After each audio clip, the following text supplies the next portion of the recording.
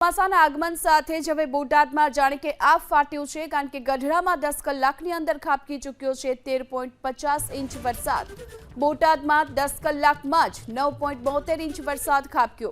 આ મુશળધાર વરસાદને લઈ ગઢડા બોટાદમાં જળબંબાકારની સ્થિતિ છે અને કેડ સુધીના પાણી ભરાઈ ચૂક્યા છે। બોટાદના રસ્તાઓ બેટમાં ફેરવાઈ ચૂક્યા છે।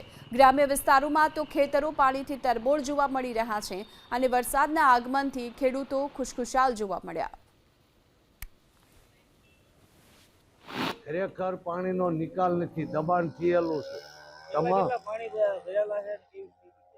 3 ફૂટ સોસાયટીમાં પાણી ભર્યા છે। તમામ સોસાયટીમાં પાટીદાર રેસિડેન્સી છે, રામનીતિ છે, સીતારામ છે, સ્વામિનારાયણ નગર છે।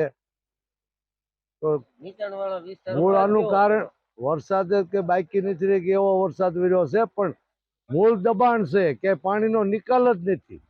તો આનો તાત્કાલિક કંઈક નિર્ણય કરવો જોઈએ। તમામના ઘરમાં પાણી ભર્યા છે।